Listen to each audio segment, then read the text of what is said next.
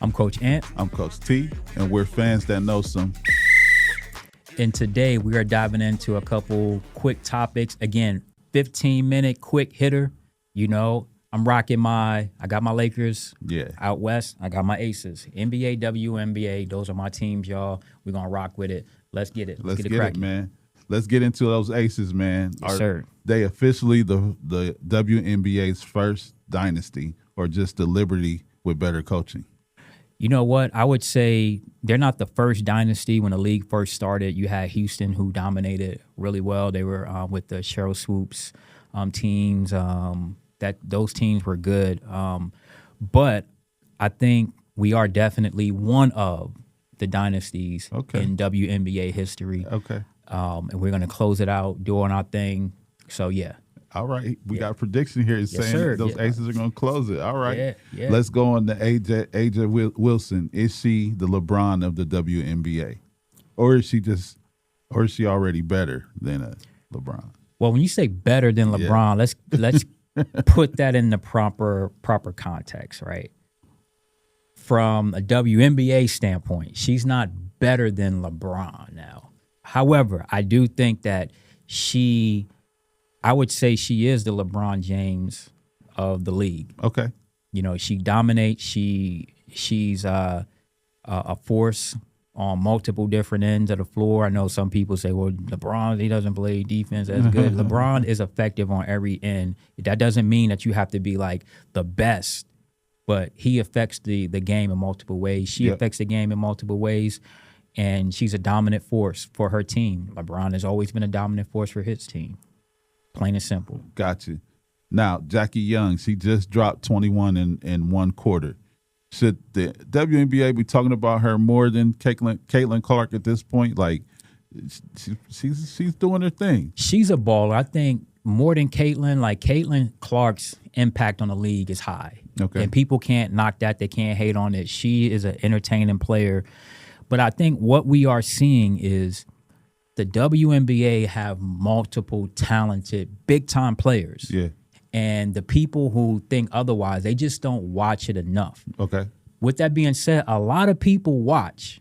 You know, a lot of people watch. And the more you watch, you will see there's multiple stars throughout the league and players that can play. Yep.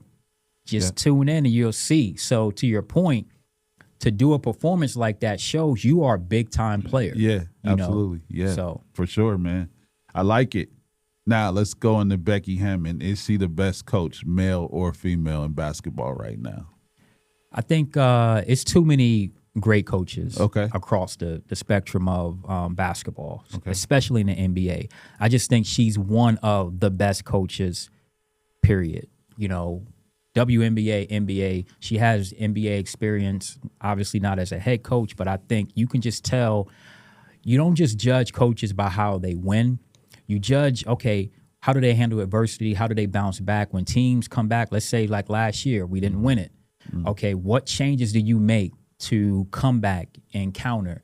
People got to remember, the Aces closed out on like an 18-game winning streak when it didn't look like we were going to be like one of the top teams. And we're closing it out. We just got to finish the story out. But she is definitely one of the best coaches in basketball.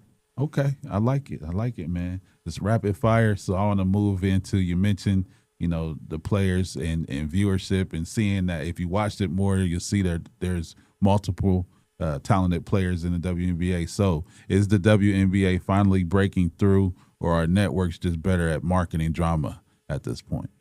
I think it's a combination of both. I mean, you got to think the world that we live in with streaming. Yeah, people have more. They're more accessible to be able to watch. The WNBA rather just struck a huge, streaming deal. Yeah. So it gives you more opportunities. These players have huge followings. So you drop clips, and when you're playing, we're more in tune, and we have more availability to when games are playing, who's playing, and things of that nature. So if you look at it, and I mean, I think that stat right there says it. You know, we have, when you look at the viewership of the Fever and the Aces in that conference final game, that's without Caitlin Clark, people. Yeah. Everyone knew Caitlin Clark has been out for the season, and look at the viewership. So the league has definitely grown, and I think it's a good part of marketing and the availability. Same thing the NBA went through. They just had to market, find the right way to market individual players, and because they didn't have like what we have today. Yep. So with that, I have to ask this question: is Caitlin Clark still the face of the league, even when she's not playing? I would say she's one of the big faces. When I say big faces, she's one of the big stars. I don't mean no disrespect. Somebody's going to say, "Oh, man, he's talking about money." Yeah, she's definitely. And again, you have people who just watch for her, and they assume everybody watches just for her. Yeah. Newsflash: look at the numbers. They don't.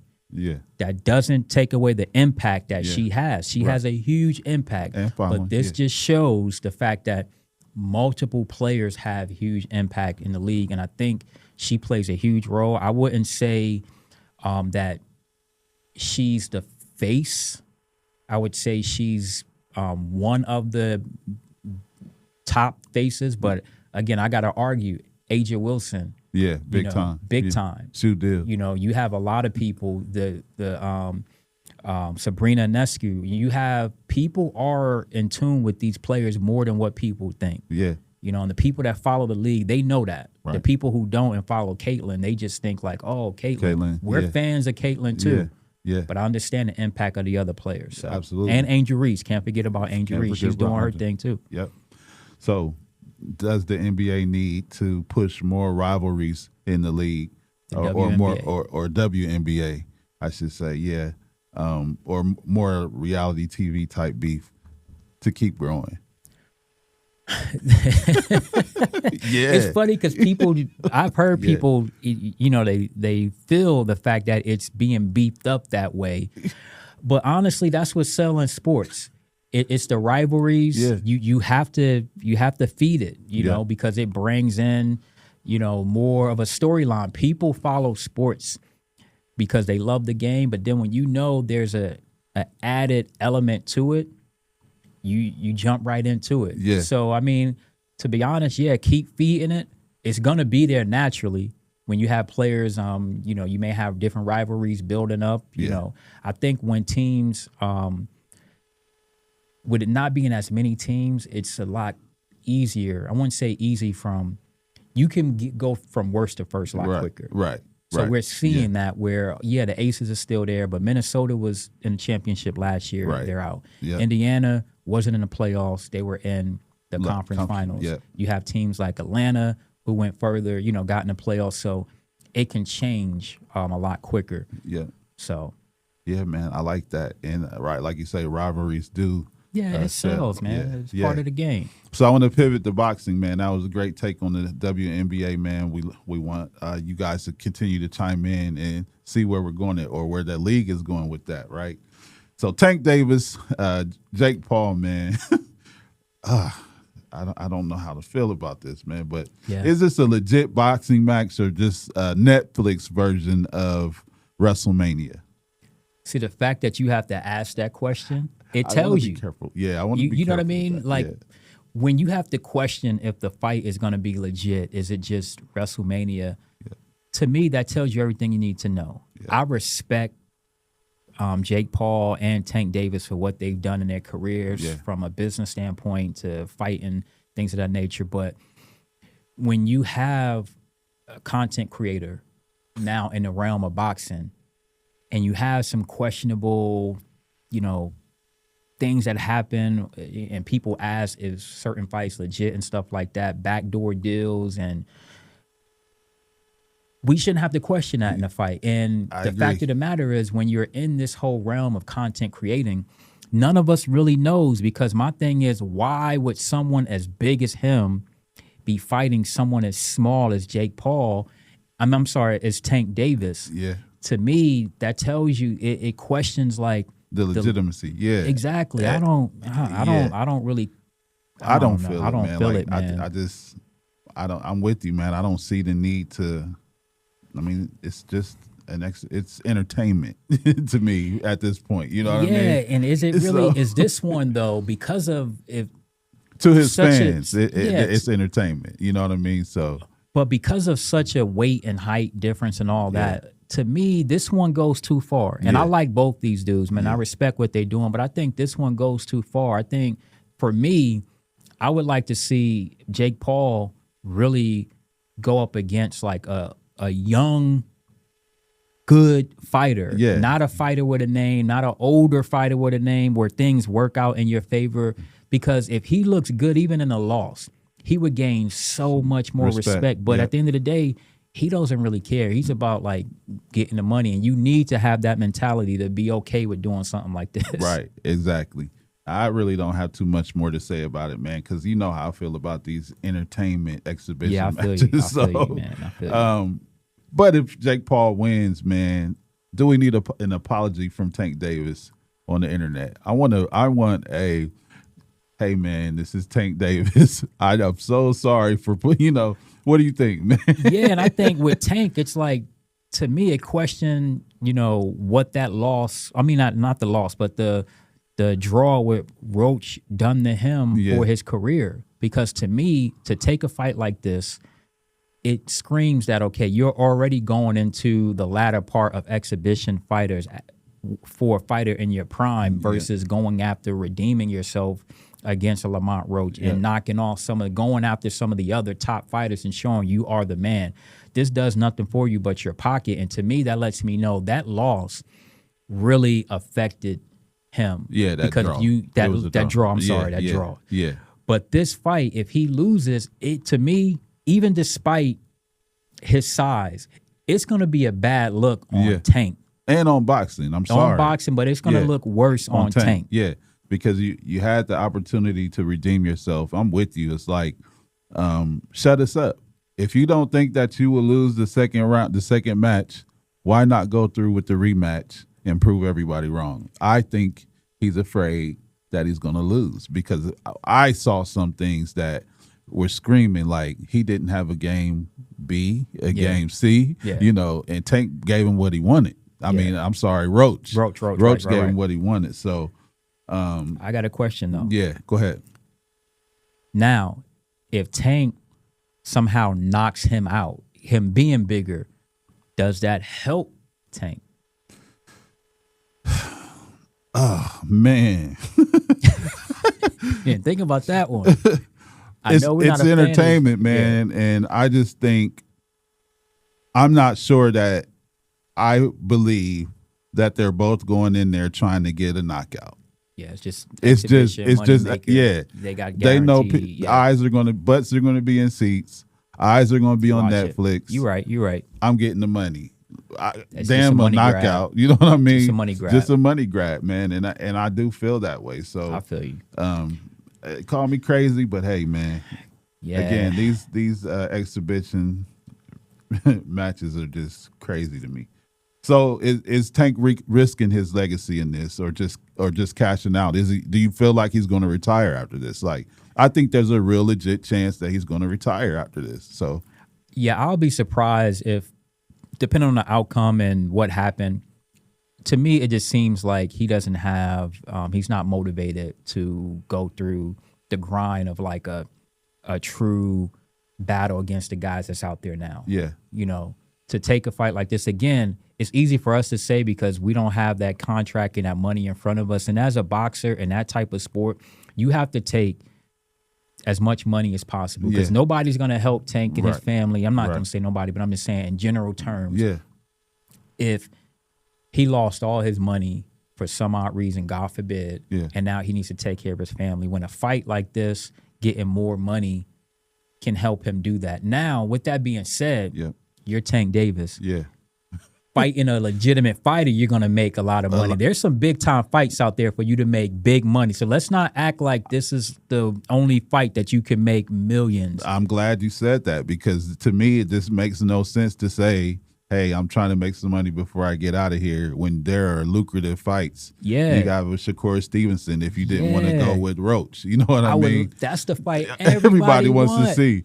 Those are money grabs too. So you're right. Would you rather leave everybody in limbo like Barry Sanders when he left the Lions? Yeah. You know what I mean? And we'll never know. Or do you want to go back and make things right? I think he's I don't think he has that fire right now. And we'll see. My take is I would rather see a more lucrative fight in my boxing versus entertainment. Yeah. Than with no drama than the drama that surrounds the Jake Paul and Tank fight. So that's good. Would you say that? Yeah, well? I would. Yeah. I would rather see, and then I would like to eliminate the question mark. Yeah. If is it real or not? Yeah. You know what I mean? With this fight, I don't know, honestly. And I'm a huge Tank fan, you know. And to be honest, I respect and I'm a fan of Jake Paul as far as what he's been doing for the fighting. And I just him fighting Tyson, I was pissed at that. We all were, man. And I'm gonna go for Mike. Yeah. But I'm not knocking this young man for what he's doing. However, I think he's proven that he does have some skill. Yeah. I think it's a win-win for him to take on one of the – put yourself on the flip side. Right. Put yourself as a true underdog and go in and bang with Benavidez or somebody. Somebody your weight. That's your weight. Yeah, exactly. And hang in there. If you survive that Benavidez 12-round decision, you'll win. That's like a win. Yeah, that's a win. That's a win. Yeah, for sure. Now I want to pivot to Bud Crawford, man. Yeah. 168-pound champ. Yes, beat Saul. What's next for him? Should he chase one more belt at 160, or should he just retire on top, go out on top, or fight one more time, fight a Benavidez at 168? Honestly, I believe Bud, whatever fight he does, he needs to be on the A side. Yeah.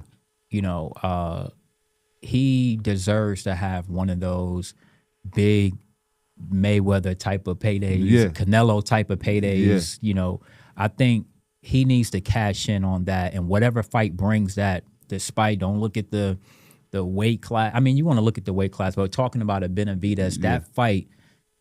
Yeah, I don't like it. Fight. I don't like it. Yeah. I don't like it. But it's a challenging fight. It's a challenging fight, and if that brings the most money, because honestly, I don't really see too many other people that brings him that level of payday, and I think Crawford deserves that. Yes, before he hangs it up. Yeah, I agree, man. I totally agree with that. Do you think that Bud is the most underrated GOAT? I see him as surpassed or at the level of a Mayweather, possibly surpassing. You know, if he fights one more lucrative fight and gets that payday. But do you think he's the most underrated GOAT? I would say so. I think the boxing world knows. We know how great he is. But I think because he spent so much time not getting the same level of buzz, people don't know. Even some people in the boxing world, you know. However, I would say he's probably the most underrated. You're starting to see him getting a lot of love, and I think we have to continue to preach that. Yeah. You know, and show people, everyone, all the boxing experts and boxing fans, we know how great Bud is. I think the more we elevate that, and now with social media, you pop up his clips, you know, the dude is special, man. Yeah. And I think to do what he did and how he did it, that was impressive. Yeah, absolutely. I have to agree. You can't take nothing away from him. I don't care what people say about, well, Canelo, first day. You remember, even on our channel, people were saying we're crazy for picking Bud. Now that Bud won, Canelo is older.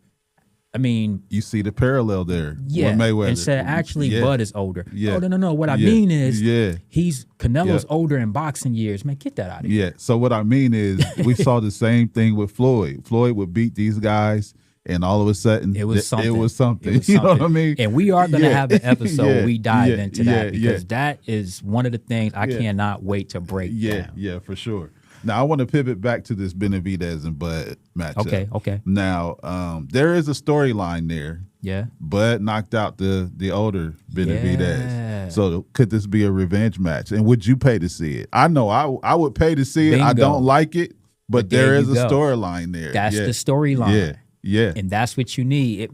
Man, if you set that up and show him on what he did to Benavidez's brother, and now Benavidez get an opportunity to get revenge for his brother, and you market that and let the boxing fans know the story behind it, that would be a big fight. And Bud now being known, as the giant killer, so to speak. Exactly. David versus Goliath. And we love Benavidez. Yeah. He's one of my favorite fighters, but I think both of them being two warriors will bring a huge boxing event if you market it with that backstory, which it's not a fake story. It's real. It's real. Exactly. So tell us what you think out there. Benavidez Crawford. What you guys think? Yep.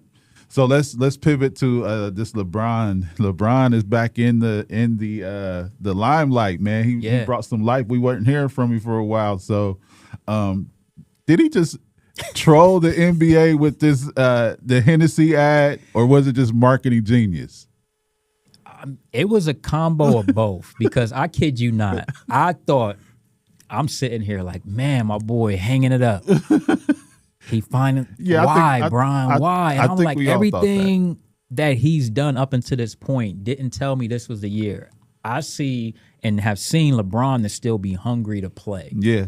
And I'm like, man, I think LeBron got at least 2-3 more years. Yeah, yeah. And then when this came out and you start putting 2 and 2 together, it's like, okay, he is rehabbing, going into training camp. Yeah. Then you think about, okay, they play the Jazz the last game of the season. Yep. Kobe's last game was against the Jazz. All of a sudden, you start to hear rumors that the Lakers tickets for that last game is starting to spike up. Yep. He won, they're saying, okay, you want to get a farewell tour. How do you do that? You got to announce that this is your last year early. Yeah. So everything was pointing to him bouncing. Yeah. And now you got your second son is playing in college in Arizona. I'm like, man, he finally hanging it up. Gotcha. I'm sitting there sad. Gotcha. Man. He got all y'all out there. And then it's an ad for Hennessy. Yeah, man. And I got to say, that was good marketing, because now people are thinking about what Hennessy talking about. What celebrating his 23rd year. Yep. But it was a relief for me. I get it, man. But again, Let's go, Bron. It keeps the James name relevant, man. Like you say, Bronny's out there in Arizona balling. I'm sorry, Bryce. Bronny is in the league as well. So it keeps all eyes on them, man. I think that was just genius, man. So I'm glad he got y'all like that. He got me. My wife texted me like, LeBron retiring? I was like, it looks like it. Yeah. Nah, baby, he's still here. So is he going to play until Bronny gets a ring or until Bryce gets drafted? Which one? From everything that I follow, everything that I go through these things deep. I'm big on my analytics, and I don't think LeBron is not looking at it like that. LeBron is taking every season as a chance to win a championship. Yeah. At this point. Okay. And him and his family has hunkered down in LA. I don't think he'll go anywhere. You never know. I think this dude is built to look at it like year by year. Yeah. Yeah. Everybody's not. We can try to speculate what you can do. I think LeBron is different on how he does everything. And if it makes sense for him to go to another team at the end of the season, he'll do it. Right. If he's like, okay, I'm going to see what this roster looks like. With this roster does look better, despite the preseason so far how it looks. But at the end of the day, I'm seeing flashes like we have the elements to be much better than last year. And Luka is a whole different animal. Oh, we know what that is. So I believe he's mainly looking at how can I maximize being great and winning a championship, not necessarily winning a ring with his sons or things like that. Yeah, I agree. I have to agree with that. So when he does finally decide to hang it up, will his retirement actually break the internet, or will he announce it on Taco Tuesday? Kind of like, LeBron, he's going to do something different. Yeah, but I do think that if it's down the road, say even not next year, the year after that. Yeah.